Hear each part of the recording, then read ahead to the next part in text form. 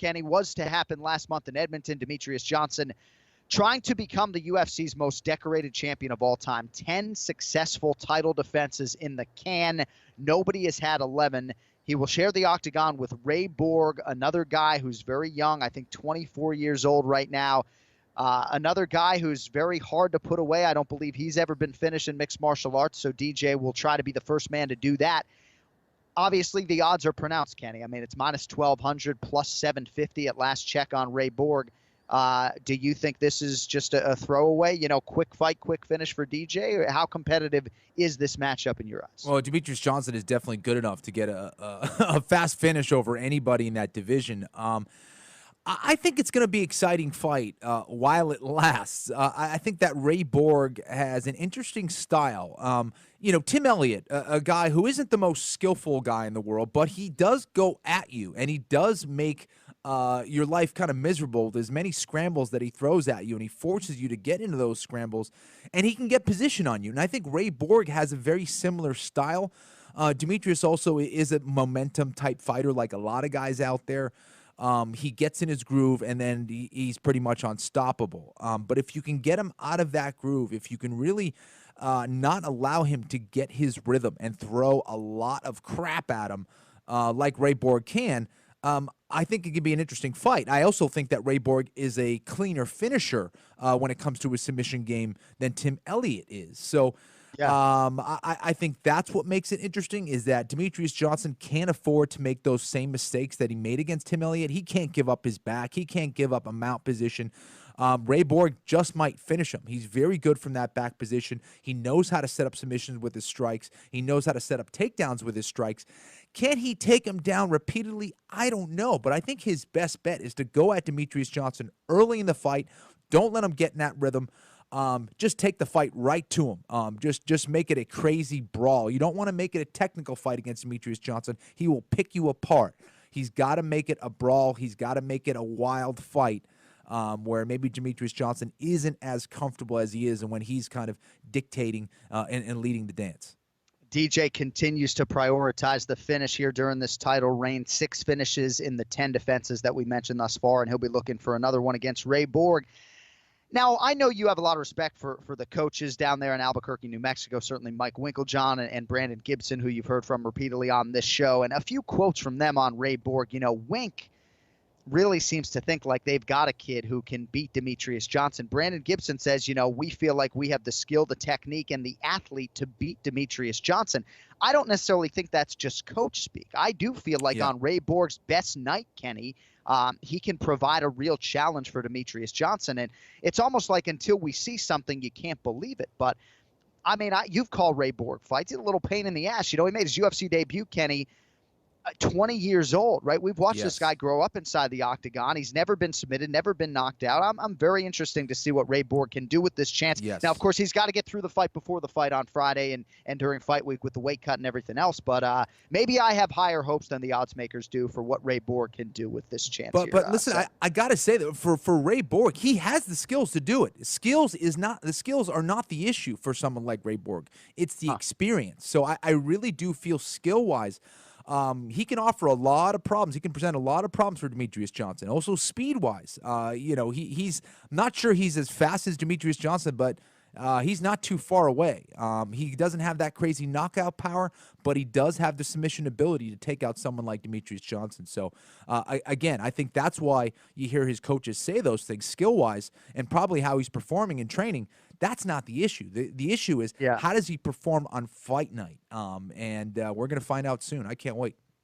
That's good stuff right there, Flo. Ray Borg has dealt with a lot of drama, too, in his life, and doesn't seem to me to be a guy who would be adversely fazed by it. But been about 2 years now, I think, since he parted ways with Tom Vaughn, and I think there was a lawsuit out of that in terms of managerial obligations on either side.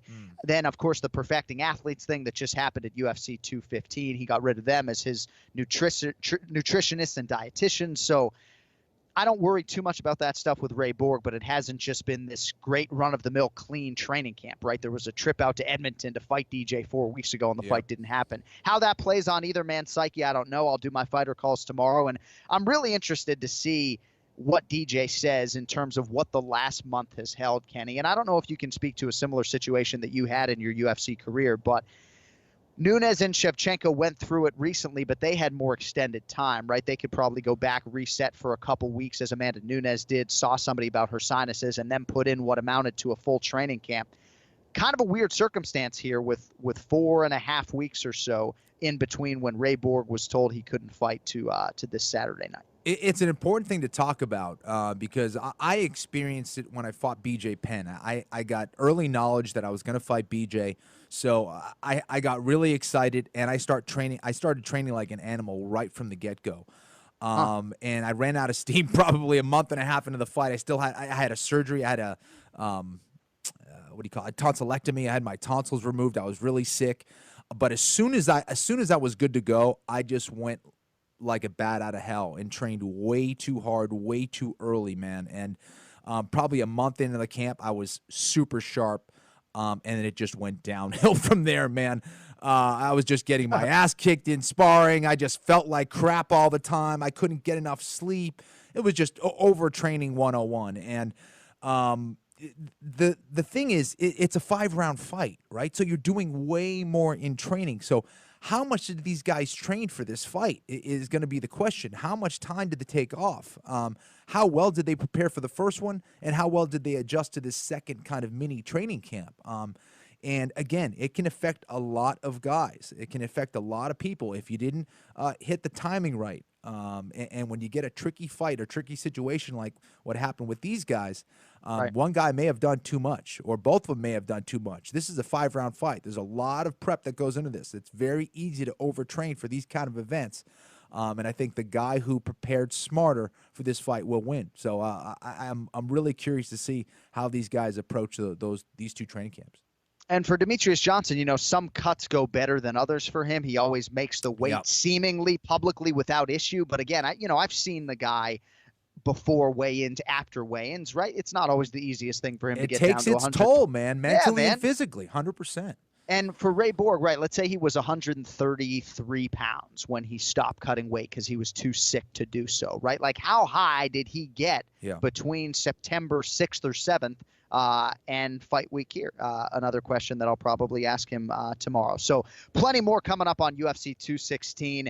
Team Anik has dug itself a massive hole in the main event challenge. So we had no choice but to call on Luca Fury later today to make some picks to see if somehow we can get back into this. And Luca would be wise to just pick Ray Borg for me to try to get the 6 or 7 extra points, right? I mean, at this point, full-on desperation mode for Team Anik with about 3 months to go. All right, Luca Fury decisively going with Demetrious Johnson. Brings up a lot of good points there without discrediting Ray Borg, who I think has a high ceiling long-term in the UFC when he enters his fighting prime, which could be 5-6 years away.